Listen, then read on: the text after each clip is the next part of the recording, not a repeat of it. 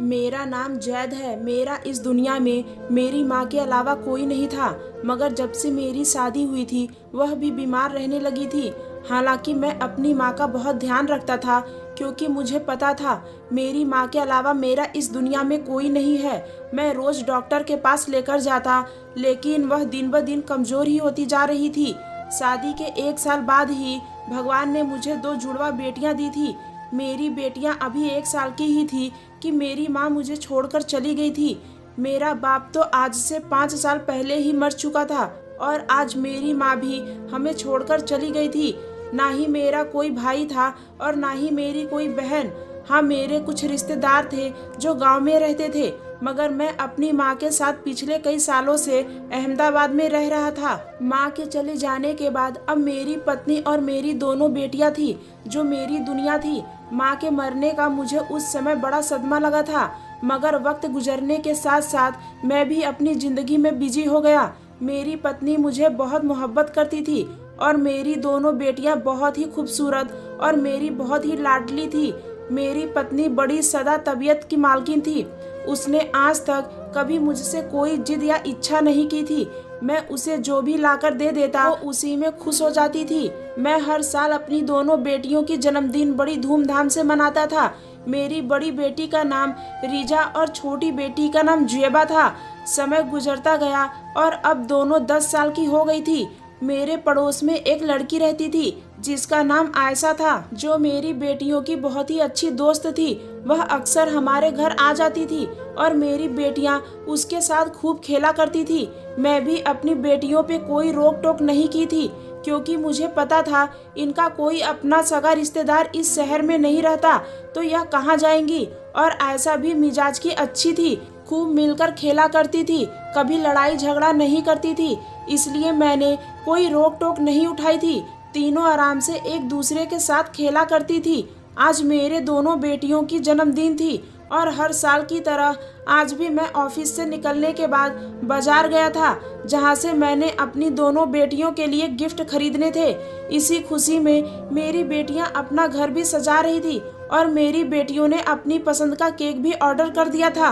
बाजार में मुझे काफी देर हो गई थी और आज तो मेरा मोबाइल भी बंद हो गया था, क्योंकि उसकी चार्जिंग खत्म हो गई थी। मगर मैं जब घर पहुंचा तो सामने का मंजर देखकर मैं दहल उठा था। मेरी चीख निकल गई थी। मेरे घर के आसपास लोगों की भीड़ जमा थी और लोगों की भीड़ देखकर ही मेरा दिल दहल उठा था। कुछ तो अनहोनी जरूर हुई थी, और जब मैं भीड़ के पास पहुंचा तो लोग मुझे दया भरी नजरों से देखने लगे और मुझे तसल्ली देने लगे कि जो होता है ईश्वर की मर्जी से होता है, उसकी मर्जी के बिना पत्ता भी नहीं हिलता। लोगों की ऐसी बातें मेरे दिल को और भी दहला रही थी। मैं जैसे तैसे करके अपने घर के अंदर पहुंचा था तो मेरी पूरी दुनिया ही लुट चुकी थी। मेरी पत्नी और मेरी बेटियां अब इस दुनिया में नहीं रही थी, क्योंकि घर में शॉर्ट सर्किट होने की वजह से आग लग गई थी। मोहल्ले में काफी सारे लोग मुझे जानते थे। उन्होंने मुझे फोन करने की कोशिश की, लेकिन मेरा फोन बंद था। मेरी पत्नी और दोनों बेटियां करंट लगने की वजह से मौके पर ही दम तोड़ गई थी। मोहल्ले वालों का कहना था कि उन्होंने अपनी तरफ से बहुत कोशिश की, मगर जब तक वह दरवाजा तोड़कर घर के अंदर गए तब तक तुम्हारी पत्नी और तुम्हारी दोनों बेटियां इस दुनिया से जा चुकी थी। करंट लगने की वजह से उनका 80% शरीर जल चुका था। मेरे लिए यह किसी कयामत से कम नहीं था। अंतिम संस्कार के दिन मेरी बेटी की सहेली आयशा भी रो रही थी। हमारी शादी को 10 साल हुए थे और मेरी हमसफर मुझे अकेला छोड़कर चली गई थी। शायद मैं बहुत ही बदकिस्मत इंसान था। मेरा सब कुछ लूट चुका था। सबका कहना था यह हादसा बस अचानक ही हो गया था और यह हादसा एक नेचुरल हादसा था, इसमें किसी का हाथ नहीं था। सबसे पहले तुम्हारी पत्नी को करंट लगा था और अपनी माँ को बचाने के लिए दोनों बेटियां अपनी माँ से लिपट गई थी, जिस वजह से उन्हें भी करंट लग गया और तीनों की ही मौके पर मौत हो गई। मैं भी यह सोचकर चुप हो गया था, लेकिन अब मेरा किसी भी काम में दिल नहीं लगता था। मैं ऑफिस जाना भी छोड़ दिया था। मैंने सबको छोड़ दिया था, बस इतना काम करता कि 2 वक्त की रोटी खा सकूं। मगर मेरा वीराना पड़ गया घर। मेरा मुंह चलता रहा। घर जाता तो अपनी पत्नी और बेटियों की याद सताने लगती। ख्याल आता कि जैसे अभी वह किचन से बाहर निकलेगी और कहेगी कि खाना बन गया है, आप मुंह हाथ धो ले, मैं खाना लगा देती हूँ। मेरी बेटियां भागती भागती मेरे पास आएंगी और कहेंगी, पापा आज हमने स्कूल में यह किया, आज हमने वह किया। कभी मुझसे जिद करेंगी कि पापा मम्मी ने खाना अच्छा नहीं बनाया, हमें बाहर खाना खिलाने ले चले। मुझे वह सारे पल याद आते थे जो मैंने अपनी पत्नी और अपनी बेटियों के संग गुजारे थे। मैं जब भी ऑफिस से घर आता था तब अपनी बेटियों को देखकर मेरी पूरी दिन का थकान उतर जाती थी और मैं फिर से इस जमाने से लड़ने के लिए तैयार हो जाता था। लेकिन अब यह सब कुछ मुझसे दूर हो गया था। मैंने अपनी जिंदगी का मकसद ही बदल लिया था। मैं लोगों की अब मदद किया करता था। मेरा काम तो ऐसा नहीं था। मैं तो एक सीधा साधा जिंदगी जीने वाला इंसान था। घर से ऑफिस जाता और ऑफिस से सीधा अपने परिवार के पास घर आता था और बचा खुचा टाइम अपने परिवार के साथ हंसी खुशी बिताया करता था। लेकिन अब कुछ भी करने का मन नहीं होता था। बस कोई गरीब मजबूर लाचार इंसान मिल जाता तो मैं उसकी मदद कर दिया करता था। ऐसा करने से मेरे दिल को थोड़ा सा सुकून मिल जाया करता था। एक दिन मेरा एक पड़ोसी कहने लगा, हमारे मोहल्ले में बड़े अजीब से मामले हो रहे हैं। पिछले दिनों रिजवान भाई की बेटी आयशा स्कूल से घर आ रही थी, मगर रास्ते में कोई उसे उठाकर ले गया और उसके साथ जबरदस्ती करने के बाद वापस गली में फेंक गया। रिजवान ने मोहल्ले में किसी से कुछ भी नहीं कहा। वह डरता था कि मोहल्ले वाले मेरी बेटी का तमाशा बना देंगे। मैंने कहा, तमाशा तो पहले ही बन चुका था। वह मोहल्ले वालों को बताएगा तो उनकी मदद करेगा। आजकल तो ऐसे ऐसे तरीके आ गए हैं कि इंसान पकड़ा ही जाता है। डीएनए टेस्ट करवाया जाए तो सब पता चल जाता है। जिसने आयशा के साथ ऐसा किया था वह अब दोबारा भी किसी और के साथ ऐसी हरकत नहीं कर सकता। उस आदमी ने कहा कि यह बात तो हम उसे समझाने की कोशिश कर रहे थे, लेकिन जिसकी बेटी है वह सामने आना ही नहीं चाहता। वह कहता है कि बस जितना बुरा हमारे साथ होना था हो गया, अब हम अपना तमाशा नहीं बनाना चाहते। अगर मैं पुलिस में रिपोर्ट करूंगा तो मेरी बेटी का तमाशा बन जाएगा। उसकी खबर अखबारों और टीवी में चलाई जाएगी, जो कि मैं बिल्कुल भी नहीं चाहता। और अब तो सुना है कि वह आयशा की शादी भी कर रहा है। मैंने कहा कि आयशा के ससुराल वालों को यह बात पता चल गई तो वह उस लड़की के साथ और भी बुरा व्यवहार करेंगे। यह समाज तो अच्छी भली औरत को नहीं छोड़ता, तो फिर ऐसी लड़की के साथ कैसा व्यवहार रखा जाएगा। खैर, मैं इस बात से ज्यादा दिलचस्पी नहीं ली। फिर एक दिन मैं घर वापस जा रहा था कि मेरे से एक लड़का टकराया। गलती उस लड़के की थी। वह मोबाइल में बिजी था और मोबाइल देखते हुए सड़क पर चल रहा था। वह खुद ही आकर मुझे टकरा गया था। मैंने कहा, बेटा देखकर चलो। उसने कहा कि बुढ़े तू देखकर चला कर। मैं हैरान रह गया कि उसने मुझे इतने बुरे शब्दों में बात की थी, जबकि मैं तो उसे बेटा कहकर पुकार रहा था। मैंने उसकी शक्ल अच्छी तरह देख ली थी। वह देखने में ही कोई आवारा टाइप का लड़का लग रहा था, जिसकी जेब में माँ बाप ने पैसे भर दिए थे।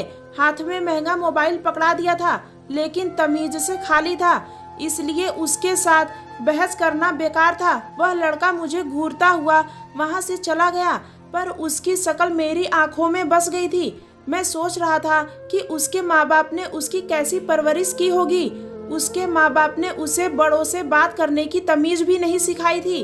राह चलते किसी आदमी से टकरा गया तो माफी मांगने की बजाय उल्टा उसी को बातें सुना रहा था।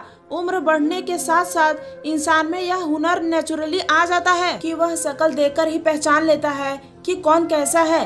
लड़के की शक्ल देखकर ही यह पता चल जाता है कि वह लोफर है या जिम्मेदारियां निभाने वाला है, और लड़की की शक्ल देखकर भी पता चल जाता है कि उसे घर बनाने का शौक है या सिर्फ फैशन और मेकअप करने का शौक है। एक दिन मैं मोबाइल में कुछ देख रहा था कि मेरे सामने एक वीडियो आई। शायद किसी ने बहुत ही सेंसिटिव टॉपिक पर एक फिल्म बनाई थी, और उसका एक सीन था जिसमें बूढ़ी औरत कह रही थी कि इस मुर्दा औरतों को दफनाने से पहले इसकी दोनों टांगों को अच्छी तरह से बांध दो। आजकल का जमाना बड़ा खराब है। मैं यह सुनकर हैरान रह गया, क्योंकि हमारी फिल्म भी तो हमारे समाज का ही एक आईना होती है। क्या वाकई हमारा समाज इस तरफ जा रहा था कि कब्र में दफन औरतों को भी नहीं छोड़ता? अभी मैं यही सब कुछ सोच रहा था कि एकदम से अपनी बेटियों का ख्याल आ गया। न जाने क्यों मुझे उनकी याद इस तरह आई कि मेरी आंखों में आंसू आ गए। अभी मैं अपने आंसू साफ ही कर रहा था कि एक लड़का वहां पर भागता हुआ आया। उसने कहा कि वह लड़की आयशा जिसके साथ जबरदस्ती की गई थी, उसका बाप उसकी शादी करना चाहता था, लेकिन उस लड़की ने नींद की गोलियां खा ली है और वह मर चुकी है। अब उसका बाप कहता है कि मेरी बेटी के अंतिम संस्कार में कोई भी ना आए। वह अपनी बेटी के ताबूत के आसपास घूम रहा है और किसी को भी उस ताबूत के पास नहीं आने देता। वह कहता है मैं खुद ही अपनी बेटियों को ले जाऊंगा और उसे दफना दूंगा, कोई भी मेरे साथ नहीं जाएगा, क्योंकि मैं नहीं चाहता कि मेरी बेटी के मरने की खबर लोगों को पता चले। अगर आसपास के गांव में भी यह खबर फैल गई तो सब लोग आएंगे और मुझसे सवाल करेंगे कि जवान बेटी ने खुदकुशी क्यों की है, और फिर मेरी बेटी की मरने की खबर पुलिस तक पहुंच जाएगी। मैंने अपना सर पकड़ लिया क्योंकि मैं इस इंसान को अच्छी तरह से जानता था और उसकी बेटी आयशा मेरी बेटियों की बहुत अच्छी सहेली भी थी, इसलिए आयशा से मुझे बेटियों जैसा लगाव हो गया था। मैंने कहा कि अब क्या करना है। उसने कहा कि लड़की की कब्र बनानी है, आप मेरे साथ चलें। मैंने कहा कि ठीक है, मैं आता हूँ। मेरा दिल भारी हो गया था, मैं क्यों अपने आप को ऐसी सूरत हाल में डालता। मैंने अपनी बेटियों को भी खुद ही कब्र में उतारा था। मोहल्ले वाले मेरी बहुत सम्मान करते थे, उनका मुझ पर पूरा भरोसा था। वो जानते थे मैं एक दुखी आदमी हूँ जिसकी फैमिली दुनिया से जा चुकी है। बेटियां सबकी एक जैसी होती है, मैं सबको अपनी बेटियों की नज़र से देखा था, इसलिए लोग मेरा बहुत सम्मान करते थे। तभी तो यह लड़का मुझे बुलाने के लिए आया था और मुझे सारा मामला समझाया था। आयशा का बाप कहता है कि बस जल्दी जल्दी मैं इसे दफन कर दूं, ज्यादा देर ना लगे। मैं उसके साथ चला गया, उसके बाप को देखकर हैरान रह गया। उसकी आंखों में कोई भी आंसू नहीं था, वह बस यही कह रहा था ईश्वर ने मुझे बेटी दी थी और ईश्वर ने ही वापस ले ली। बेटियां तो होती ही हैं बदनामी फैलाने के लिए। अब मैं किस किस को जवाब देता फिरूंगा। इससे पहले कि पुलिस आ जाए और यह कोई पुलिस केस बन जाए, यह काम जल्द से जल्द खत्म हो जाना चाहिए। मैं अपनी बेटी का पोस्टमार्टम नहीं करवाना चाहता, नहीं तो बात कहां से कहां पहुंच जाएगी। मैं सोच रहा था कि आयशा की माँ पर क्या गुजर रही होगी, क्योंकि औलाद से सबसे ज्यादा मोहब्बत माँ को ही होती है। वह तो रो रही होगी, तड़प रही होगी। सुनने में आया था कि आयशा के बाप ने घर में आयशा की बॉडी को 10 मिनट भी नहीं रहने दिया था। जैसे ही पता चला कि आयशा इस दुनिया से चली गई है, बस 15 मिनट के अंदर ही ताबूत मंगाई और जल्दी जल्दी उसे ताबूत में पैक कर दिया। कब्र की खुदाई शुरू हो गई थी, लेकिन जब आयशा की बॉडी को पकड़ा गया तो मुझे ऐसा लगा कि जैसे वो जिंदा है और सांस ले रही है। फिर मैंने कहा कि मुझे वहम हो रहा होगा, ऐसा कुछ नहीं है। शायद मेरे दिल में ही मेरी बेटियों का ख्याल आ गया था। शायद यह मेरा दुख था जो मैं इस तरह की बातें सोचने पर मजबूर हो रहा था। हमने आयशा को दफन कर दिया। जैसे ही हमने आयशा को दफन किया तो उसके बाप ने कहा चलो, इस बात से मेरी जान छूट गई है। मैं हैरान रह गया, उसने अपनी बेटी के लिए ऐसे शब्द इस्तेमाल क्यों किए थे। हम लोग एक दूसरे की शक्ल देख रहे थे। लड़की को दफनाकर सब वापस आ गए। अभी घर में 1 घंटा ही हुआ था कि मेरा दिल बेचैन होने लगा। आज उस लड़की को दफनाकर मुझे अपनी बेटी की याद आ रही थी। मैंने सोचा कि कब्रिस्तान चला जाता हूँ, जाकर थोड़ी देर वहाँ बैठ जाता हूँ, क्योंकि जिस जगह पर आयशा को दफनाया गया था मेरी बेटियां भी वहीं पर दफन थी। मैं कब्रिस्तान जा रहा था और सोच रहा था कि आयशा ने अपनी जान क्यों ली होगी। शायद वह किसी को धोखा नहीं देना चाहती थी, अपने होने वाले पति को अंधेरे में नहीं रखना चाहती थी, क्योंकि उसकी इज्जत तो लुट चुकी थी। और शायद उसने यही सोच लिया होगा कि यह समाज अब उसको कभी भी इज्जत की निगाह से नहीं देखेगा। अभी मैं कब्रिस्तान में कदम रखा ही था कि मुझे किसी के होने का एहसास हुआ। जैसे मैंने पहले बताया था कि उस लड़की की कब्र मेरी बेटी और मेरी पत्नी की कब्र के पास ही थी, तो उससे पहले कि मैं वहां पहुंचता मुझे उस कब्र पर 2 लोग खड़े हुए नजर आए। मैंने सोचा कि शायद आयशा का बाप है और साथ ही कोई और आदमी है जो सबके सामने तो मजबूत बनने के लिए यह कह रहा था अच्छा हुआ मेरी बदनामी का कारण खत्म हो गया, लेकिन अब शायद उसे अपनी बेटी की याद आई है और अब रात के अंधेरे में यहाँ आ गया है। इसलिए मैं जरा पीछे ही रुक गया और अपने कदम भी धीरे कर लिए। जब मैं गौर से देखा तो महसूस किया कि उसका बाप नहीं है, क्योंकि उसका बाप तो अच्छा खासा सेहतमंद मोटा आदमी था और यह दोनों तो दुबले पतले और कुछ छोटे कद के लग रहे थे, जैसे कि जवान लड़के होते हैं। और उस लड़की का तो कोई भाई भी नहीं था। वह लोग 3 बहनें थी।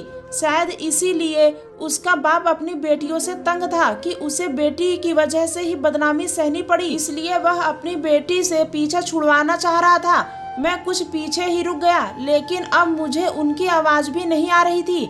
मैं इस कब्रिस्तान के चप्पे से वाकिफ था, क्योंकि मैं अपनी बेटियों की और अपने पत्नी की कब्र पर आता रहता था। मैं थोड़ा आगे बढ़कर देखा तो यह देखकर मेरे कदमों तले से जमीन निकल गई कि वह तो उस लड़की की कब्र को खोद रहे थे, बल्कि पूरी खोद चुके थे और अब शायद लड़की की बॉडी को बाहर निकालना चाहते थे। मैंने कहा, यह लोग क्या कर रहे हैं और इस लड़की की कब्र को क्यों खोद रहे हैं? इस तरह से उस लड़की की बॉडी को बाहर निकालना चाहते हैं। इसे तो हमने घंटा पहले ही दफनाया था। वह जल्दी जल्दी यह काम कर रहे थे। मैं हैरान रह गया। मैं उसमें से एक लड़के को पहचान गया था। यह तो वही लड़का था जो उस दिन राह चलते मुझसे टकरा गया था, जिसको देखकर ही पता चलता था कि कोई बहुत ही बुरी नीयत और बुरे काम करने वाला लड़का है। बस मेरे दिमाग में एक बात बिजली की तरह आ गई। मैं समझ गया, यह लोग इस लड़की के रिश्तेदार तो नहीं हो सकते, मामला कोई और ही है। अब मुझे शायद मोहल्ले वालों को बुला लेना चाहिए था, लेकिन जब तक मैं लोगों को बुलाने जाता तब तक बहुत देर हो जाती, क्योंकि रात का समय था और सर्दी का मौसम था। सब लोग अपने अपने घरों में सो चुके थे और इतनी सर्दी में कौन आता, जबकि उसका बाप भी अपनी बेटी से पीछा छुड़वाकर गहरी नींद सो रहा था। मैं आहिस्ता आहिस्ता आगे बढ़ने लगा। मैं करीब पड़ा एक लकड़ी का बड़ा सा डंडा उठा लिया, जो शायद पेड़ की एक टहनी थी और नीचे गिर गई थी। मेरे अंदर बहुत सी ताकत आ गई थी। मैं अपने अंदर अपनी ताकत को समेट रहा था, क्योंकि उन दोनों के इरादे क्या था मैं भाप चुका था। उन्होंने बॉडी को बाहर निकाल लिया और कफन भी खोलने लगे, मगर मैंने उसी समय दोनों के सर पर डंडे मारने शुरू कर दिए। एक एक डंडा मैं उन दोनों के सर पर दे मारा। एक लड़का तो एक ही डंडे में बेहोश हो गया और जिसको मैं जानता था मैंने उसको पकड़ लिया और मुक्का घूंसों से मारना शुरू कर दिया। शोर सुनकर कब्रिस्तान में रहने वाला कब्र बनाने वाला भी आ गया था। वह कब्रिस्तान के दूसरे हिस्से में रहता था और दीवार पर ही उसका घर था। इतनी दूर से वह नहीं देख सकता था कि यहाँ क्या हो रहा है, लेकिन शोर सुनकर वह भागता हुआ आया था। वह लड़का जमीन पर गिर गया था। मैं जल्दी जल्दी बॉडी के ऊपर दोबारा से कपड़ा लपेट दिया, लेकिन यह देखकर हैरान रह गया कि वह लड़की तो जिंदा थी, क्योंकि वह सांस ले रही थी। लेकिन शायद गहरी बेहोशी में मालूम हो रहा था कि कब्र बनाने वाला आदमी वहां पर आ चुका था। उसने उस लड़के को पकड़ लिया। मैंने कहा कि इसको जाने मत देना और यह जो बेहोश पड़ा है इसको भी पकड़ लो, यह लड़की जिंदा है, मैं इसे अस्पताल लेकर जा रहा हूँ। उस आदमी ने कहा कि यह तुम क्या कर रहे हो, यह लड़की मर चुकी है और उसकी डेड बॉडी को कहाँ लेकर जा रहे हो? मैं जोर से चिल्लाया और मैंने कहा यह मरी नहीं है। मैं जल्दी से आयशा को गोद में उठाया। उसका वजन इतना ज्यादा नहीं था। दुबली पतली 16-17 साल की लड़की थी। अस्पताल करीब ही था। मैं जल्दी जल्दी उसे वहां पर ले गया। डॉक्टर भी हैरान रह गए। बाकी सब लोग भी आ गए थे, क्योंकि आयशा की बॉडी कफन में लिपटी हुई थी और इस तरह कफन में लिपटी बॉडी को अस्पताल में लाना सबको हैरान कर गया था। जबकि उल्टा सब लोग मुझ पर गुस्सा होने लगे कि मैं डेड बॉडी को अस्पताल में इलाज करने के लिए क्यों लाया हूँ।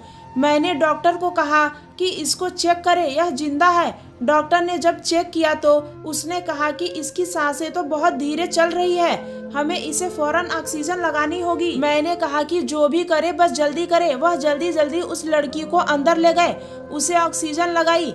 1-1.5 घंटे तक तो कुछ समझ नहीं आ रहा था कि वह जिंदा बच भी पाएगी या नहीं। मैं हैरान था। यह लड़की जिंदा थी और उसको दफन कर दिया गया था। यह सब कुछ उसके बाप की वजह से हुआ था, उसने जो इतनी जल्दी मचा रखी थी। थोड़ी देर बाद डॉक्टर ने कहा कि अभी उसकी सांसें तो चल रही है, लेकिन अगले 24 घंटे बहुत ज़्यादा नाजुक है। मैंने कहा कि आखिर यह सब मामला क्या हुआ था। डॉक्टर ने कहा कि इस लड़की ने नींद की बहुत ज़्यादा गोलियां खा ली थी, लेकिन यह मरी नहीं थी, बस यह गहरी बेहोशी की हालत में है, जिसमें इंसान के दिल की धड़कन और सांस लेने की गति बहुत कम हो जाती है। ऐसा लगता है कि इंसान मर गया है और फिर उसे 2-3 दिन बाद होश आता है। ऐसे मरीज को देखकर सिर्फ डॉक्टर ही अंदाजा लगा सकता है कि वह जिंदा है। शायद उसके घर वाले इस बात से बेखबर थे। डॉक्टर ने कहा कि आप इंतजार करें, अगले 24 घंटे के बाद देखेंगे कि क्या होता है। डॉक्टर ने बताया कि आयशा जिंदा तो है, शायद उस लड़की ने जीने की उम्मीद छोड़ दी है। उसके शरीर से जान नहीं निकली, लेकिन उम्मीद खत्म हो गई है, इसलिए यह सब कुछ हुआ है। इंसान का दिमाग बड़ा ही उलझा हुआ होता है। दुख और सुख से ही तो चलता है, खुशी से तो चलता है, मगर गम से मर जाता है। डॉक्टर ने कहा कि आप उसके माँ बाप को बता दें। मैंने कहा कि नहीं, मैं किसी को नहीं बताना चाहता, लेकिन यह बात मोहल्ले में फैल जरूर सकती है। पर इस बारे में सिर्फ कब्र बनाने वाले को ही पता था, या फिर हमारी गली के कुछ लोग आए थे, वह भी सारी सूरतें हाल देखकर मेरे ही साथ हो गए थे, और उन दोनों आवारा लड़कों को पुलिस के हवाले कर दिया गया था। हमने पुलिस को भी कहा था कि उनको उनके घर वालों से बात न करने दे। पुलिस वालों ने कहा कि बात करना तो दूर की बात है, पहले तो हम इनकी अच्छे से खाती उधारी करेंगे। इनकी इतनी हिम्मत, यह कब्र से लड़कियों को निकालकर उनके साथ, उनकी इज्जत के साथ खिलवाड़ करना चाहते थे। बाद में पता चला उस लड़की के साथ पहले भी इन्हीं लड़कों ने जबरदस्ती की थी, और अब दोबारा यह सब कुछ करने के इरादे से आए थे। पुलिस वाला भी हमारे ही मोहल्ले का था। वह बहुत गुस्से में था। उसने कहा कि हम भी बेटियों वाले हैं, ऐसे इंसान को अगर बिना सजा दिए छोड़ दिया जाए तो कल को यह सब कुछ हमारी बेटी के साथ भी कर सकता है। मैं इनको सख्त से सख्त सजा दिलवाऊंगा। आयशा को 48 घंटे के बाद होश आया था। मुझे देखते ही वह पहचान गई कि मैं कौन हूँ। नर्स और डॉक्टर ने उसको सब कुछ बता दिया। बेचारी अब क्या बोलती, वह तो अजीब सी हालत में थी। उससे पूछा कि क्या वह अपने माँ बाप के पास वापस जाना चाहती है, तो उसने इनकार कर दिया। फिर हमने उसको समझाया कि तुम्हारे घर में तुम्हारी माँ होगी, बहनें होगी, वह तुम्हारे लिए तड़प रही होगी, मगर उसने भी इनकार कर दिया। यह बात छुपने वाली नहीं थी। उसके घर वालों को सब पता चल चुका था। वह भी अस्पताल आ गए थे। आयशा की माँ उससे लिपटकर ऐसे रोई कि हम सबकी आंखों में आंसू आ गए थे। उसने कहा कि यह मेरी बड़ी बेटी है, मेरी पहली औलाद है, मैं इसके बगैर कैसे रह सकती हूँ। उसने अपने पति से कहा कि मैं आपको कभी माफ नहीं करूँगी। आयशा के बाप का सर शर्मिंदगी से झुक गया था, और सबने उसे समझाया कि तुम्हारी बेटी ने खुद किसी के साथ कोई गलत काम नहीं किया था, बल्कि उसके साथ तो जबरदस्ती की गई थी, और जिसने यह जुल्म उसके साथ किया था वह भी पकड़ा गया है। अब आयशा का बाप बहुत ज्यादा शर्मिंदा था। वह भी रोने लगा। अपनी बेटी की तरफ हाथ बढ़ाया तो उसकी बेटी उसे डर के पीछे हट गई।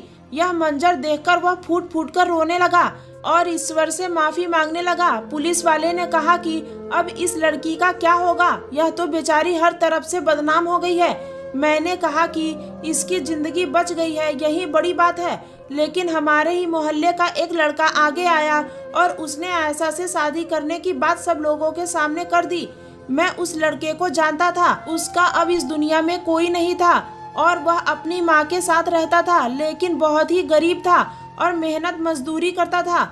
हम सब ने फैसला किया कि हम सब मोहल्ले वाले आयशा की शादी इस लड़के से कर देंगे और बड़ी धूमधाम से करेंगे। फिर सब मोहल्ले वालों ने बढ़ चढ़कर हिस्सा लिया और उस पुलिस वाले ने उस लड़के के लिए भी नौकरी का इंतजाम कर दिया था। आज आयशा की शादी हो गई है और वह अपने पति और अपने सास के साथ बहुत खुश है। मुझे ऐसा लगता है कि मेरी बेटी है, उसका पति मुझे जबरदस्ती अपने घर ले जाता है। मैं आयशा से मिल लेता हूँ, मुझे देखकर वह बहुत खुश होती है। ऐसा लगता है वही मेरी बेटी है और मैं उसकी शादी की है। मेरी अपनी बेटियां तो मर गई थी, मगर आयशा की वजह से मैं फिर से जी उठा था। आज आयशा को खुश देखकर मुझे बहुत सुकून मिलता है। अगर कहानी अच्छी लगी हो तो कृपया मेरे चैनल को सब्सक्राइब करें, मुझे सपोर्ट करें। धन्यवाद।